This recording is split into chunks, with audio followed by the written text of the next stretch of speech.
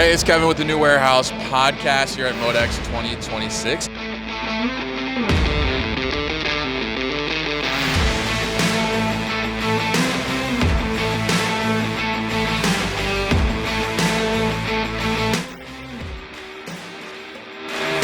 it's Kevin with the New Warehouse podcast here at MODEX 2026. I'm at the Noblelift booth, and I'm supposed to be interviewing Bill Pedriana here, but I'm not quite sure where he is. Do you see him? Where is he? Bill, go down, come on.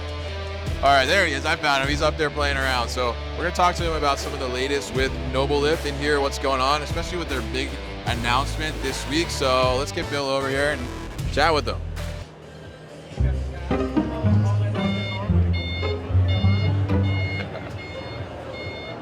We'll clean that up, right? Yeah. How's everything going? Everything's going great. Good to see you. Yeah. I see you're having some fun here. Yep. Between being able to drive our new Hero and the Omega presentation I was doing, it's been a lot of fun. All right, fantastic. So happy to connect with you again. And for those that are not familiar, give us kind of like a little overview of Noblelift. Okay, so Noblelift is a global manufacturer of mostly lithium lift trucks. We do some LP trucks as well. But we're a global manufacturer. We started as a hand pallet truck company a long time ago. Yeah. So they got to be a very good, high quality, high volume manufacturer, and also obviously a low cost manufacturer in that space. Yeah. And then over the past like 20, 30 years, they've been building that up through all classes of lift truck. I came aboard as president of Noblelift North America a little over a year ago. Yeah. And I've been focused since then on bringing a whole new kind of wave of innovation into the organization, and that's really what Noblelift wanted to do. Yeah. So that's kind of on the floor here at MODEX here in Atlanta. Awesome. We're going to talk a little bit about some of that innovation here today, right? Yep. And well, congratulations first on 1 year anniversary, I guess. Thank you. Right? Yeah, right? thanks. I think we talked last time at ProMat about Noblelift, right? So we're going to learn a little bit about that. But today you said that right behind you is the new Hero. The Hero. So since you just came off that, why don't you tell us a little bit about it? Yeah, so the Hero is a task support vehicle. It's for each picking, primarily situations where it's like e-commerce, or you're picking one of these, as opposed to a full-size OS. These vehicles really have come on over the past 15 years or so because that order picking and warehousing has changed. Yeah. And most of the other equipment that's available to operations is just kind of not the right tool for the job. And to the point where the Industrial Truck Association has actually defined an entire new category of truck. Oh, really? Interesting. The thing that's different about the Hero than some of the other equipment, which is kind of innovative, it's fully lithium integrated. So it's only available as a lithium truck. Okay. And it has 4 steering modes. So we learned that over time that not only do people want to have like something that's like a ladder replacement, they want to be really efficient picking small items. So we can now like drift side to side, like kind of what we call cloud walking or omnidirectional. We can 0-point turn, or we can drive like a normal forklift or a 3-wheeler. The operator has all sorts of flexibility on the Hero, which really is not available on anything else on the market. Interesting. So that allows you to kind of have really kind of good maneuverability in tight spaces, I imagine, right? Yeah. So you can face up to the pallet or the racking, so that your pick is really close to the body ergonomically. Yeah. Or you can go and on your pick path, you can go pick to pick really easily without constantly having to parallel park or reorient yourself. Yeah. You can kind of have full control over where you're moving in space. Interesting. And obviously, that makes it a lot easier to use in a lot of different scenarios, like you mentioned there. But now the other big announcement this week that you have, I know you've been like teasing this for a little while. I'm super excited about it, right? Yeah. Is the Omega, right? The Omega, tell us a little bit about that. Yeah, so the Omega introduction is what we had kind of in stealth for a while, and we've been teasing it for a while. And the ads that we were running on social were saying things like the end of the forklift as you know it. Yeah. With some pretty provocative advertising. Yeah. And that was on purpose because it really is that significant of a change. Okay. When you put agentic AI and you put the computation and connectivity right directly to the can on a forklift, what you can do to empower the human operator outstrips all of the cost of the underlying forklift. Yeah. And so that's really what the Omega is all about. But there's more to it. And I think our dealers were actually equally wowed by the fact when I said to them, which is a fun statement, I said, I said, this is the first electric truck you never have to plug in. Really? And they're like, what? Like, Yeah, I'm like, yeah. okay, let me explain myself. Yeah. Right. Which was we have mercenary batteries that we put that you can charge off site. Right. Just on 110. Yeah. You have a main battery on the truck that is sufficient for most operations anyway. But if you want to extend runtime, now you don't have to worry about like a 3-phase high-speed charger. Sure. You can just go grab these cells, click them in like an LP tank, and they charge the mother battery dynamically while the truck's in operation. So literally the truck never has to be out of service. Yeah, yeah. Which is pretty wild. Just kind of swap those out. Right. Yeah, super interesting. So, so do you have it here in the booth? Can we check it out? Yeah, sure. It's right over here, the Omega. Yeah. All right. Yeah. Let's go over to the other side of the booth and check out the Omega.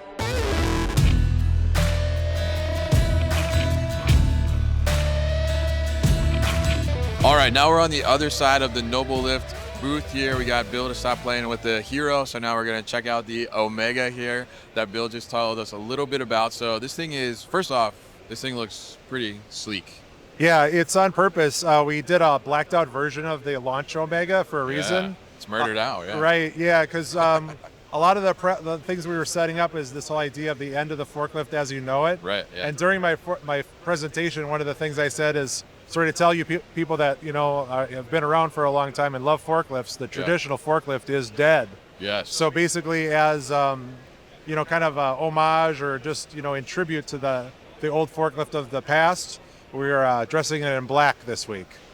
I like that. Okay, kind of like for the funeral of the old kind of the funeral, right? But also the birth of what's new. So yes. The Omega, the name Omega is a lot of people think of it as the end point, is the Omega point. Sure. But this is really just the start of something entirely new. Yeah, absolutely. So tell us a little bit about the truck here that's in front of us. You talked about the batteries a little bit. So this is what you're talking about here, right? Yeah. So the battery system allows you to just basically keep that truck up, a lot longer without technology like 3-phase chargers and the cost of all that. That alone is kind of revolutionary to have essentially what's kind of like a lithium LP tank, more or less. So there's going to be a lot of places that can now utilize an electric truck that really didn't seem like it was a good fit for their operations in the past. So that alone is really cool. The base truck itself is also cool for people that know forklifts. Yeah. It's very similar to a typical like LP fork cushion, which is low center of gravity, low seat height. Kind of the champion for like load and unload over the past couple generations is the fork cushion in the US. You couldn't really do that as an electric truck before because the lead acid batteries were so big.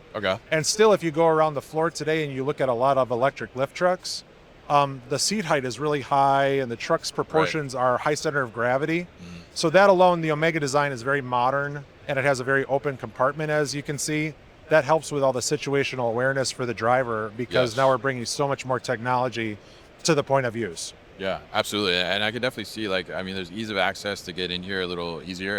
And we're kind of going from the back to the front here a little bit. And we see, in the front, we got what seems like a really cool computer screen, touch screen going on here. Something like, I've never seen something like this clean on a forklift before. Yeah. So tell us a little bit about that. So there's really nothing like this today. So we're launching the first AI native, AI platform on a forklift and really turning the forklift into something that moves goods from point A to point B as really a technology platform at the point of use and focusing on two different things. One is the human operator and realizing that the human operator is 75% of the cost of the human machine system, right? Only 25% of the cost is the machine, including maintenance and everything. Yeah. So like Apple did when they introduced the Mac, and that's my presentation focused on that kind of vibe, right? Yeah. Is that what we're doing is we're focusing on the user and using agentic AI at the point of use for skills development and just a host of things that really drive the productivity, safety, and capability of an operator, which just has never been possible before until you were able to bring this technology on board. Interesting. So what kind of things, from the agentic perspective, what kind of things can you do with this on here? And there's a computer on board? Yeah, so in the corner over there's a NVIDIA AGX microcomputer that's wired directly into the can. So for those that listening that don't know what a CAN is, essentially that's the network in the machine that handles all the data between all the systems on the vehicle. Yeah. So the LLM that's on board is using that NVIDIA microcomputer to read all of that information in real time and all the information of the software on this platform to basically give information and coach the driver in real time to get the most out of all the capabilities that are available to them. Really interesting. So it's coaching the driver. So give us like an example what of that looks like. Yeah. Sure. So if we go on the tablet and we go over to like the perform function, okay? So this shows a little bit of it. You'll see here, Kevin, you'll see safety, productivity, and technique. Sure. Okay. So what's happening is that when a driver logs into the platform, it starts a kind of partnership between the agentic AI on board and the driver, where the AI learns the driver's habits and their quirks of how they drive over time, and then helps them get better at those different categories, safety, performance, and technique, by looking at the data of what they're doing, providing suggestions, and then we gamify things for the operator to do skills development. So one example of that is you'll see kind of a leaderboard here where you can set up, you can imagine if you have one of your folks that has a warehouse, somebody in your audience that might have a warehouse, that they could set up a route where, pick up at that location, bring it over to this drop point, and maybe there's some complexity to it. Sure. They could set up a game and then put a leaderboard on there to have drivers compete on like a skills hour once a week or something like that. Oh, okay. And, that would be kind of fun for them to do an ongoing kind of, improvement thing. But really it's kind of every day. If you have a headset on and you're talking to the AI about any facet of the forklift, whether it's your performance, predictive maintenance, anything related to the operations that you can upload into the system to just help that driver be more efficient in so many different ways. And having a coach to be right there to talk to them is quite something. Yeah, absolutely. And I think that's fascinating. And obviously, will help with the training aspect, as you said, right? And help them navigate a little better. And, certainly, on the forklift side, imagine makes the safety go up too overall in the building. Yeah, the productivity benefit pays for everything, including the truck. Yeah. But then you get the safety and some like efficient power management. Yeah. But then kind of for free. But then beyond that, it's like kind of wait, there's more. That's why this is so transformational. Is like the capabilities, once you put a system like this in place that is so open and so powerful, the things that people will do with it are kind of interesting. And one of the things I want to show you, in addition to skills training, is this idea of orchestrate. Okay. So what orchestrate will do is we've got a few AGVs in the booth, a couple behind you, a couple on the other side. But we're also kind of thinking about the idea of having the person in the cockpit of the forklift or on the Omega being able to use a force multiplier of AGVs and AMRs by giving them commands on the voice to the agent while they're driving. Yeah. And I'll give you one example. Okay. Imagine you are taking the Omega and you're loading and unloading a tractor trailer. Yeah. Okay. You're coming out, you're staging a load, and you could be like AGV 6, pick up at G1, deliver to K37. Oh, wow. Right? Okay. So you can send that mission right through the platform as opposed to having a fleet manager and all these things, which really, honestly, never tends to work as well in reality as it does on paper. Yeah. So having the commander have, kind of be in this kind of command center with this platform really opens up a whole host of new possibilities for automation.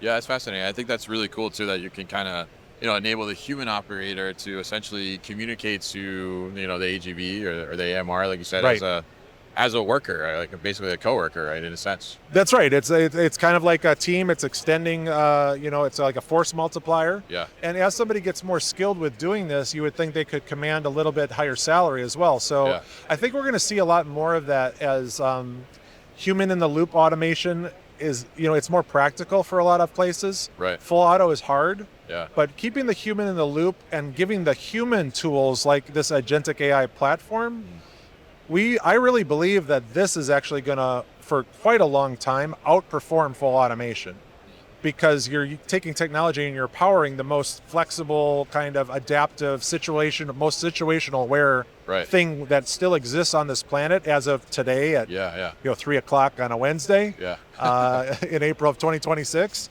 And man, if we can really put these tools to use, I think it's pretty clear we're going to outperform automation for quite some time. Yeah. I mean, it's fascinating and it's really interesting. And, I think last year we spoke, right, a little bit about some of these things and then how the forklift is changing somewhat. And that was like one of my big takeaways a lot from the conversation for me from ProMat last year was that like, I think the forklift is going to be totally different. It's going to become smarter. It's going to become this like data collection machine, right? And you're proving it here, right? And you're showing it. Yeah, this is kind of the first step. And it's on that journey that we also discussed that I don't know if we made the $5 bet or not, but I think I mentioned to you when we come back to ProMat in 10 years that what we were doing last year would look like the Smithsonian. So this is just another step forward to some radical change we're going to see. Yeah, absolutely. And if we go back to the dashboard on here, I also saw that we have some kind of video feed as well. Yeah, well, there's a couple about that. Yeah, there's a couple different things. So there's a host of driver assist. So it's not just having the agentic AI as kind of your co-pilot or your coach on board. It's also the idea of bringing technologies to the point of use that help make driving the forklift so much easier. And I'll give you a couple examples. There's some I can show you after we wrap here, which are quite cool. Yeah. Like. Let's say you want to set a nav point on the tablet that you're going to a pick location and you can like point to it on a map on the device. Yeah. You could literally use semi-automation so that you're just riding along while the forklift takes you to that location. Okay. Because that's the easy part, right? So but once you get there, you need the human to do some of the fine touch stuff. That is very difficult for full automation. Yeah. Or another example of that, which is kind of the flip of it, is perhaps you can get and square the truck to a pallet location, automatically go to height, automatically face to the pallet, and ensure that the forks are going to go smoothly in and out of the pallet with one touch of a button. Yeah. To take also a lot of the hard stuff out of maneuvering a forklift for a driver to really make it just the ease of use also accelerates that skills development. Yeah, that's fascinating. And I think it's really interesting to see kind of the evolution of the forklift here and, kind of the death of the forklift as we know it, as you said, right? So really fascinating to see what you added onto the forklift and how this is kind of evolving. And I think just helping the operator overall in general. And I think super important, especially as we look at, some of the labor challenges that are in warehouse operations and, specifically around finding skilled forklift drivers, right? And being able to have a coach or an assistant be able to help make them continuously better, I think helps kind of solve some of those problems as well. Yeah, when we were modeling this out, it was kind of the inside thing. We had to pick names. Yeah. But we had Becky, right? Becky was our novice operator. Okay. And she had just come in and she'd never driven a forklift before. And the goal of this technology and these driver assists is to get Becky to be like Steve. Sure. So Steve's like the hot shot. He's been there for a while. He knows, it's all muscle memory to him. Yeah. But it took him 5-7 years to get to that point. Get there, yeah. So accelerating Becky to Steve rapidly and then making Steve into like a super Steve with technology. Yeah. That's really where I think the biggest value and the biggest unlock of AI is going to be. Yeah. Once again, in that focus on the user, we're going to start there and then pull a lot of things together on platform that pull in things like the Gather AI, inventory AI, use of AI for controlling inventory and that digital twin.